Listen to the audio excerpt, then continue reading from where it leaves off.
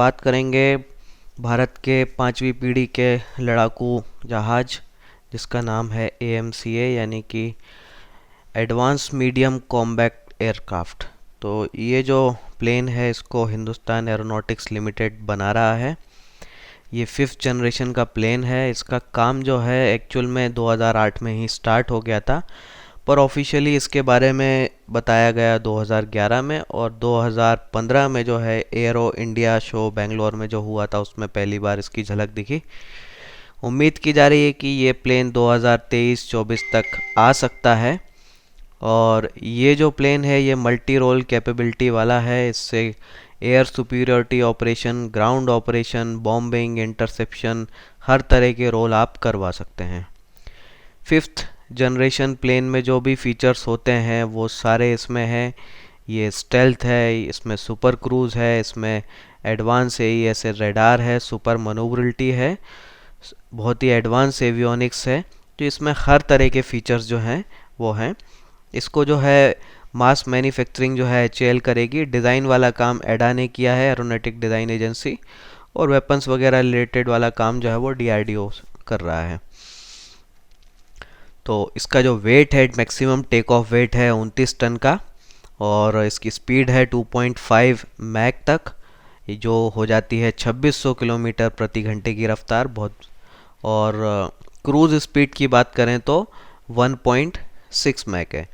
Cruise speed यानी कि वो स्पीड जहाँ पे प्लेन को मैक्सिमम एफिशिएंसी मिलती है। और इसकी रेंज जो है 2800 किलोमीटर है, तो यानी कि काफ़ी बड़े एरिया में जो है ये स्ट्राइक कर सकता है एक सिंगल रिफ्यूलिंग में। इसके 3 वेरिएंट जो है इस प्लेन के बनेंगे। पहला तो सिंगल सीटर AMCA होगा, दूसरा होगा ट्विन सीटर जिसका ट्रेनिंग पर्पस के लिए यूज़ होगा, और नेवी के लिए भी ये बनाया जाएगा। उम्मीद की जा रही है कि 480 प्लेन जो है इसके बनाए जाएंगे। इसके इंजन की अगर हम बात करें तो ये ट्विन इंजन वाला एयरक्राफ्ट है, यानी कि इसमें 2 इंजन लगे हुए हैं जो कि ज़्यादा पावर, ज़्यादा स्टेबिलिटी जो है इस प्लेन को देते हैं। इसका इंजन जो है वो कावेरी इंजन के बेस पर होना चाहिए, और गवर्नमेंट जो है इसी पर काम कर रही है कि ताकि कावेरी इंजन का जो प्रोजेक्ट था जो डेड हो गया था उसको रिवाइव भी कर सकें। 3 कंपनियां जो हैं इसमें इंटरेस्टेड हैं। एक तो अमेरिका की GE, फ्रांस की नेक्मा और ब्रिटेन की रोल्स रॉय। इसमें जो है GE सबसे आगे बताई जा रही है क्योंकि उसने तेजस को भी इंजन सप्लाई किए हैं। तेजस MK2 जो नेक्स्ट वर्जन इसका बनेगा उसमें भी ये सप्लाई करने वाली है, और इसने ऑफ़र किया है कि भारत में ही ये मैन्युफैक्चरिंग प्लांट लगाएगी। इस इंजन की जो है 11 से 125 किलो न्यूटन तक की थ्रस्ट प्रोड्यूस करेगा ये। इसके रेडार पर बात करें तो इसमें new generation LRD X band AES radar रहेगा, काफ़ी एडवांस, काफ़ी latest. 3 dimensional target search ability feature जो है इसमें रहेगा, और ऐसी खबरें आ रही हैं कि इस प्लेन को, इसका जो रेडार है वो भारत और इजराइल मिलकर बनाएंगे। तो रेडार को जो है प्लेन की नोज़ में इंस्टॉल किया जाता है, तो आप देख सकते हैं इस पिक्चर में कि नोज़ में जो है यहाँ पे रेडार लगाया जाता है। स्टेल्थ फीचर की बात करें तो इसका रेडार क्रॉस सेक्शन बहुत ही छोटा है। जैसे हवा में कोई छोटा मोटा कीड़ा उड़ रहा हो, कोई छोटा मोटा पक्षी उड़ रहा हो, इस तरह का छोटा सा इसका रेडार सिग्नेचर जनरेट होता है। तो यानी कि जो है रेडार्स जो हैं दुश्मन की इसको आइडेंटिफाई नहीं कर पाएंगे इजीली। इसमें सर्पेंटाइन शेप का एयर इनटेक है जो स्टेल्थ फीचर्स को और बढ़ा देता है। इसकी बॉडी जो है 80% कार्बन फाइबर कंपोजिट से बनी हुई है जो इसको हल्का और मजबूत बनाता है। इसमें F-22, F-35 जैसे प्लेन की तरह इंटरनल वेपन बे है जहाँ पे हथियार छुपे रहते हैं, आपको दिखते नहीं हैं उड़ते हुए प्लेन में। दूसरे प्लेन आपने देखे होंगे तो उसमें दिखता होगा कि विंग्स जो हैं उनके आसपास जो है उसमें आपको वेपन्स जो हैं वो दिख जाएंगे। इसकी कोटिंग जो है वो रेडार एब्जॉर्बेंट मटेरियल से होगी जो कि इसमें फर्दर स्टेल्थ फीचर को जो है और एनहेंस कर देगा। सेंसर्स की बात करें तो सारे एडवांस सेंसर्स इसमें रहेंगे। IRST सेंसर है, मिसाइल वार्निंग सिस्टम है, लेज़र वार्निंग सिस्टम है, और F-35 की तरह इसमें EOTS सिस्टम भी होगा। तो EOTS सिस्टम के कारण जो है ये मल्टी लेवल पे, ग्राउंड पे एयर अटैक, हर तरह के एयरबोर्न टारगेट्स को, ग्राउंड टारगेट्स को इजीली स्कैन कर सकता है, आइडेंटिफाई कर सकता है, उनको इजीली टारगेट कर सकता है। और इसकी खास बात यह है कि ये इसको जैम करना आसान नहीं रहता। तो दूसरे जो दुश्मन के प्लेन होते हैं वो कुछ इस तरह की रेस इमिट कर देते हैं उनके रेडार की, सामने वाला जो है वो कंफ्यूज सा हो जाता है दूसरे वाले का रेडार, और वो काम नहीं कर पाता है। तो ऐसा जो है इस सिस्टम के साथ नहीं हो पाता।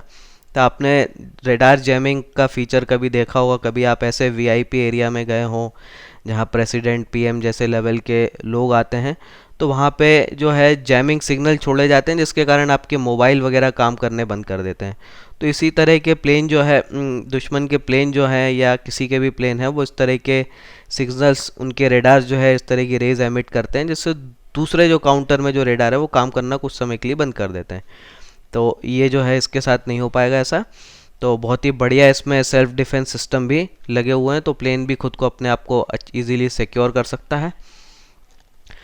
किस तरह के हथियार ये ले जा सकता है उस पर भी बात करते हैं। तो इसमें 30 mm की GSH-301 कैनन गन लगी रहेगी, और ये जो गन है ओरिजिनली रशिया में बनती है। प्लेन में स्टेल्थ मोड में के लिए जो है 8 हार्ड पॉइंट्स दिए गए हैं। इन 8 हार्ड पॉइंट्स पर आप मिसाइल्स हैं, वेपन्स हैं, बॉम्ब्स हैं, उनको इंस्टॉल कर सकते हैं, और ज़रूरत पड़े तो आप 12 मैक्सिमम हार्ड पॉइंट्स भी हैं उनको भी यूज़ कर सकते हैं। तो जो एक्स्ट्रा 4 हार्ड पॉइंट्स है वो प्लेन की विंग पर दिए गए हैं, तो वहाँ पर अगर आप वेपन्स वगैरह इंस्टॉल करते हैं तो स्टेल्थ वो नहीं रह जाता, क्योंकि वहाँ दिख जाएगा। हीट सीकिंग जो रेडार्स होते हैं, इंफ्रारेड रेडार्स, वो डिटेक्ट कर सकते हैं। तो 8 हार्ड पॉइंट्स तक जो है ये फुली स्टेल्थ रहेगा, और इतना काफ़ी भी है, कम नहीं होते हैं 8 हार्ड पॉइंट्स। और इसमें जो है लॉन्ग रेंज अस्त्र BVR मिसाइल रहेगी जिसको हमने खुद बनाया है, तो बहुत ही अच्छी मिसाइल है ये। और इसमें रशिया की R-73 मिसाइल को भी यूज़ किया जा सकता है, ये भी अच्छी बियॉन्ड विजिबल रेंज मिसाइल है। छोटे छोटे रेंज के टारगेट्स के लिए जो है इसमें पाइथन 5 मिसाइल रहेगी। पाइथन 5 बेसिकली इज़राइल की मिसाइल है, और ये 20 किलोमीटर तक के डिस्टेंस पर मार कर सकती है। टैंक्स को निशाना बनाने के लिए ख़ास तौर पे डिज़ाइन हेलिना मिसाइल भी ये प्लेन फायर कर सकेगा। और इस तरह की रिपोर्ट्स भी आ रही हैं कि इसको इस तरीके से बनाने की कोशिश की जा रही है कि ये ब्रह्मोस और निर्भय जैसी क्रूज मिसाइल भी इनके एक्सटर्नल हार्ड पॉइंट्स पर इंस्टॉल की जा सके। तो अगर ये भी फीचर आता है तो ये प्लेन जो है बहुत ही ख़तरनाक बन जाएगा। बॉम्ब्स की बात करें तो इसमें सुदर्शन लेज़र गाइडेड बॉम्ब रहेगा, जो कि DRDO का बनाया हुआ बड़ा ही शानदार लेज़र गाइडेड बॉम्ब है। KB-500L ये बॉम्ब भी यूज़ कर सकते हैं। OFAB सीरीज़ के ग्रेविटी बॉम्ब भी यहाँ पे इस्तेमाल हो सकते हैं, और RKB-500 क्लस्टर बॉम्ब भी। तो क्लस्टर बॉम्ब जो है ऐसे बॉम्ब होते हैं जिसमें एक बॉम्ब के अंदर कई सारे बॉम्ब्स होते हैं, तो मल्टीपल टारगेट्स को हिट करने के लिए इसका इस्तेमाल किया जाता है। तो ये आप देख रहे हैं 30 mm GSH गन। तो ये लेफ़्ट साइड में जो आप पिक्चर देख रहे हैं उसमें वो गन दिख रही है, और जब प्लेन में इंस्टॉल हो जाती है तो ये बिल्कुल छुप सी जाती है, बिल्कुल दिखता नहीं है आपको कहाँ है। तो यहाँ जो आप स्क्वायर देख रहे हैं उस स्क्वायर में मार्क की हुई है कि ये गन कहाँ लगी हुई है। तो इस तरीके से जो है ये गन लगा दी जाती है, और इस गन का मेन यूज़ होता है डॉग फाइटिंग में, जहाँ पे एक प्लेन दूसरे प्लेन से लड़ाई करता है सीधी।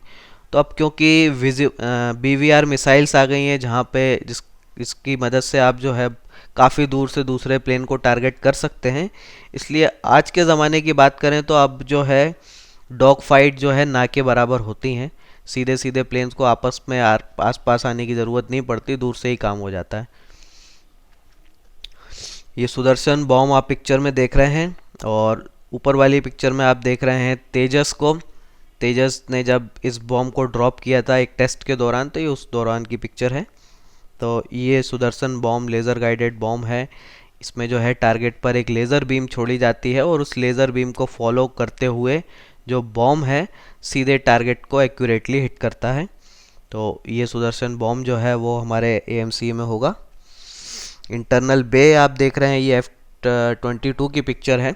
तो यहाँ पे ये जो इंटरनल बे है ये खुला हुआ है, तो यहाँ पे वेपन्स मिसाइल वगैरह जो रखी जाती हैं, और ये डोर जो है वो क्लोज़ हो जाता है, तो क्या मिसाइल हैं कितनी क्या है वो दिखती नहीं है।